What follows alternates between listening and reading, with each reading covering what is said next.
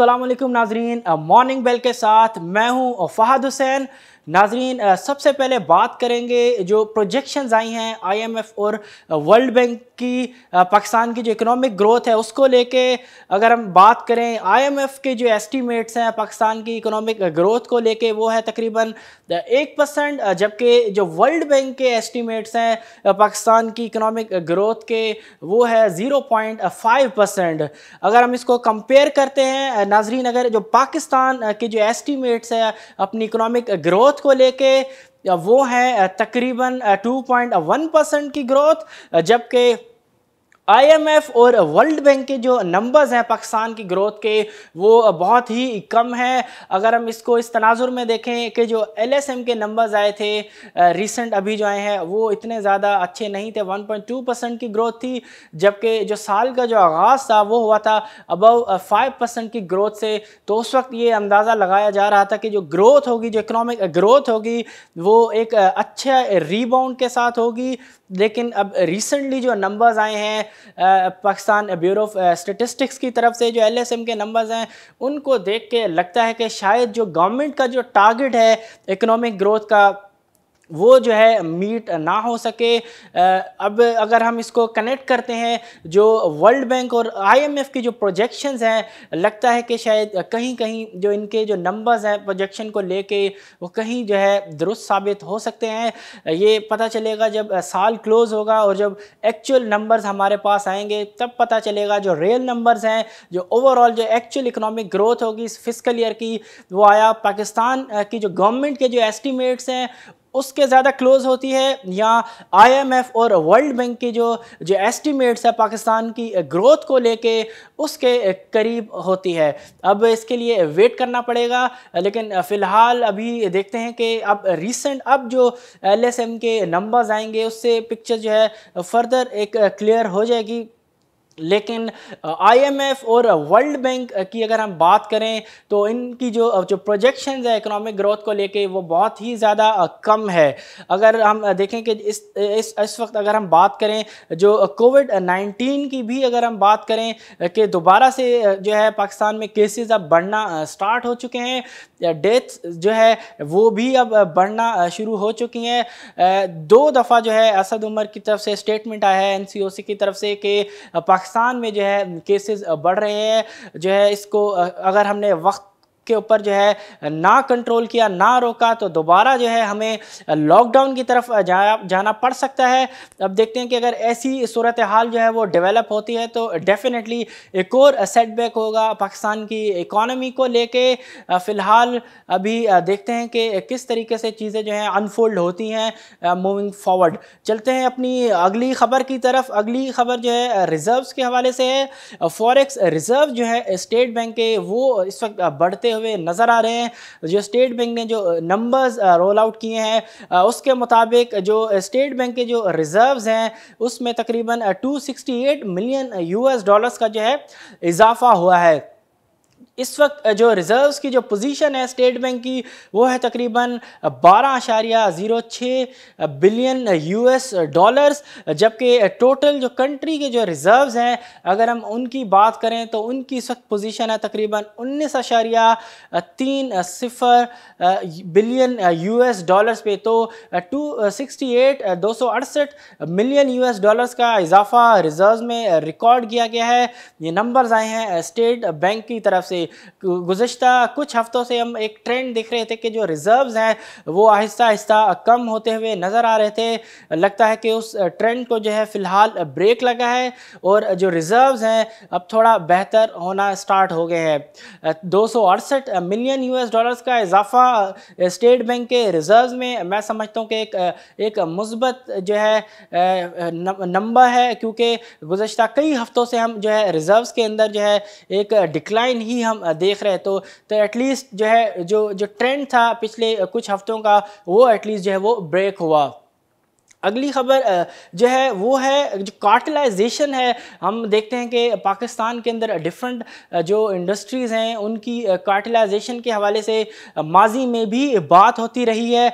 इस वक्त जो है एक जो ख़बर आ रही है वो है जो कंपटीशन कमीशन ऑफ पाकिस्तान है उनकी तरफ से ये कहना है कि जो शुगर मिल्स हैं उन्होंने कार्टलाइजेशन करके जो है एक्स्ट्रा 70 अरब रुपए जो है वो कमाए हैं।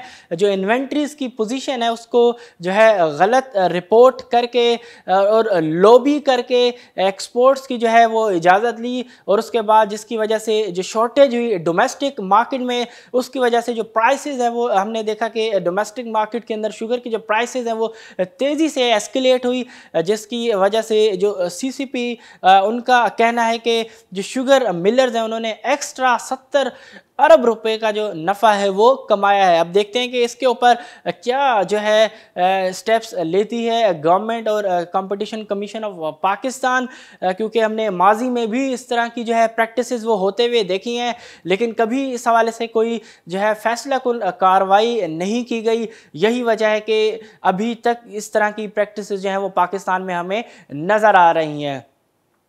टैक्स कलेक्शन की अब अगर बात करें तो जो टैक्स कलेक्शन है डिविडेंड्स के ऊपर, वो जो है उसमें ज़बरदस्त इजाफा रिकॉर्ड किया गया है।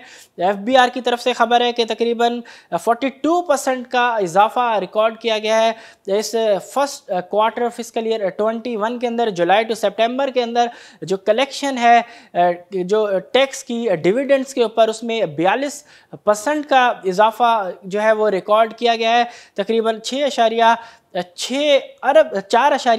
अरब रुपए जो है वो कलेक्ट किए हैं एफबीआर ने। ये जो टैक्स की जो कलेक्शन है ये जो है सिर्फ डिविडेंड्स के ऊपर जो टैक्स कलेक्ट किया गया है ये वो नंबर्स हैं, तो एक अच्छा इजाफा फ़िलहाल लगता है जो है कलेक्शन में। 42% का इजाफा जो टैक्स कलेक्शन जो डिविडेंड्स के ऊपर जो टैक्स कलेक्ट किया गया है उसमें तकरीबन 4.6 अरब रुपए तक की कलेक्शन रही है इस हवाले से एफबीआर की। अगली खबर जो है वो है आईएमएफ के एमडी की तरफ से जो स्टेटमेंट आया है, उनका ये कहना है कि अगर पाकिस्तान की जो इकॉनमी है उसको अगर रिजिलियंट होना है तो डेफिनेटली जो रिफॉर्म्स हैं, जो क्रिटिकल रिफॉर्म्स हैं इकोनॉमी के अंदर डिफरेंट सेक्टर्स के अंदर, वो बहुत ज़्यादा इस वक्त जो है नागुज़ीर हो चुकी हैं। हम देखते हैं कि ख़ास तौर पे जो इस वक्त इकॉनमी को लेके एक बहुत बड़ा जो चैलेंज वो नज़र आता है वो है सर्कुलर डेट की सूरत में, क्योंकि हमने देखा है कि माजी के अंदर भी गवर्नमेंट ने जो है, अगर हम बात करें जैसे ही पीएमएलएन की गवर्नमेंट ने चार्ज लिया था तो फ़ौरन ही तकरीबन 425 अरब रुपए जो है सर्कुलर डेट की मद में पे किए गए थे, लेकिन उसके बाद फिर जो हमने देखा कि सर्कुलर डेट जो है वो दोबारा बढ़ना स्टार्ट हो गया, और हमेशा हम यही देखते हैं कि पेमेंट के बाद सर्कुलर डेट जो है दोबारा पाइल अप होना स्टार्ट हो जाता है। तो मैं समझता हूँ कि शायद यही वो एरियाज़ हैं, यही कुछ ग्रे एरियाज़ हैं जहाँ पे गवर्नमेंट को जो है भरपूर मेहनत करनी पड़ेगी। इसी हवाले से जो एमडी हैं आईएमएफ के, उनका कहना है कि अगर पाकिस्तान की इकॉनमी को जो है एक बेहतर डायरेक्शन में सस्टेनेबल इकोनॉमिक ग्रोथ की तरफ अगर लेके जाना है, अगर रिजिलियंट बनाना है, तो जो रिफॉर्म्स हैं वो लाना बहुत ज़रूरी है। आज एक अहम इवेंट भी होने जा रहा है। आज एक्सपेक्टेड है कि एफएटीएफ की तरफ से जो है कोई डिसीजन आ जाए पाकिस्तान को लेके, क्योंकि आज जो है एक्सपेक्ट किया जा रहा है कि फ़ैसला होगा कि या पाकिस्तान को जो है ग्रे लिस्ट में रखना है या फर्दर जो है एक्सटेंशन जो है वो दी जाएगी, ताकि जो डेफिशिएंसीज हैं, जो पॉइंट्स है जिसके ऊपर जो है अभी भी एफएटीएफ के मुताबिक कंप्लाइंट जो है नहीं हो सके हम, उसके हवाले से रूल्स एंड रेगुलेशंस और जो आइन के अंदर जो तरामीम थी वो हम शायद नहीं ला सके। इस हवाले से शायद जो है फर्दर जो है लगता है कि मोस्ट लाइकली है कि एक्सटेंशन ही मिलेगा, लेकिन इसका आज जो इसकी जो क्लियरिटी है वो आज जो है डेफिनेटली हो जाएगी, क्योंकि आज एक्सपेक्ट किया जा रहा है कि आज जो है एफएटीएफ की तरफ से जो है वो डिसीजन आएगा पाकिस्तान के हवाले से कि आया पाकिस्तान को जो है जो ग्रे लिस्ट है उसमें रखना है या मूव कर देना है, रिमूव कर देना है ग्रे लिस्ट से, या फर्दर जो है एक्सटेंशन दी जाएगी। अब देखते हैं कि इस हवाले से फाइनल जो डिसीजन है वो इस मीटिंग में आज क्या निकलता है। जैसे ही डिसीजन आएगा तो डेफिनेटली हम आपको उस हवाले से जो है अपडेट कर देंगे। अब अगर हम बात करें मार्केट्स की, तो यूएस मार्केट के अंदर इस वक्त जो है हमें भरपूर जो है वॉलेटिलिटी नज़र आती है इस वक्त जो है, क्योंकि एक तो स्टिमुलस के हवाले से भी टॉक्स जो है वो तवील जो है वो होती जा रही हैं, कोई डिसीजन नहीं आ रहा, वहाँ पे एक अनसर्टेनिटी हमें नज़र आती है। जबकि अगर हम बात करें इलेक्शंस की, तो उसमें भी अब तकरीबन 12 से 13 दिन ही बचे हैं। इलेक्शन जूँ जूँ यूएस के अंदर जो है वो करीब आते चले जाएंगे, मार्केट के अंदर जो वॉलेटिलिटी है वो भी हमें बढ़ते हुए नज़र आएगी। और प्लस कि वहाँ पे जो स्टिमुलस के हवाले से जो खबरें थी कि शायद जो है कोई किसी किस्म का जो है एग्रीमेंट हो सकता है, फ़िलहाल लगता है कि जो बातचीत है वो किसी नतीजे पर जो है वो नहीं आ पा रही, क्योंकि फ़िलहाल अभी इस हवाले से किसी किस्म का कोई डिसीजन सामने नहीं आ रहा। बातचीत जो है वो अभी भी जारी है। इन तमाम जो है अवामिल हैं, इन तमाम जो इवेंट्स हैं, इनको लेके मार्केट के अंदर जो है वॉलेटिलिटी बहुत ज़्यादा बढ़ चुकी है। अगर हम एशियन मार्केट्स की अगर हम बात करें, तो आज एशियन मार्केट्स जो है वो काफ़ी मुस्बत ही नज़र आ रही हैं। डिफरेंट जो मार्केट्स हैं एशियन मार्केट्स आज ओपन होते ही जो है वो ग्रीन जोन में ट्रेड करते हुए नज़र आ रही हैं। अगर हम बात करें जापान, चाइना, हांगकांग और इंडियन स्टॉक एक्सचेंजेस की, तो वहाँ पे जो है फ़िलहाल एक मुस्बत रुझान हमें नज़र आता है। KSE 100 इंडेक्स की अगर हम बात करें, तो कल का जो सेशन था मार्केट दोनों तरफ हमें मूव करते हुए नज़र आई। इनिशियली मार्केट ने जो है पॉजिटिव टेरिटरी के अंदर जो है ट्रेड किया, देन उसके बाद हमने देखा कि मार्केट के अंदर जो है प्रॉफिट टेकिंग नज़र आई।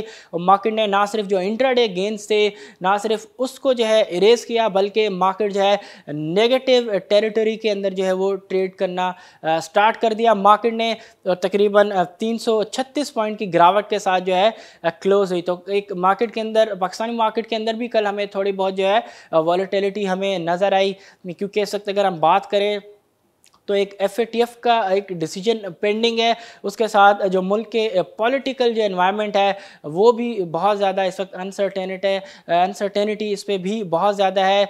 जो दोनों तरफ से जो बयानबाजी है वो भी अपने उरूज पे है। अब देखते हैं कि किस तरीके से चीज़ें जो है फर्दर अनफोल्ड होती हैं, लेकिन फ़िलहाल मार्केट के अंदर जो है वो लगता है कि जो प्रॉफिट टेकिंग है कल वो आई। अब आज देखते हैं, आज आखिरी सेशन है इस हफ्ते का, देखते हैं कि आज मार्केट जो है वो जो वीकली जो क्लोजिंग है उसको किस तरीके से रखती है, किस तरीके से वीकली क्लोजिंग आती है। लगता है कि आज कल की अगर हम जो सेशन है इसके हवाले से अगर हम देखें, तो हो सकता है कि आज भी मार्केट के अंदर हमें थोड़ी बहुत प्रॉफिट टेकिंग नज़र आए। अब ना इसी पे जो है नाजरीन अपने शो का जो है वो इख्तिताम करेंगे। इंशाल्लाह अब अगले हफ्ते आपसे फिर मुलाकात होगी। तब तक के लिए अपने होस्ट फहद हुसैन को दीजिए इजाज़त। अल्लाह हाफिज़।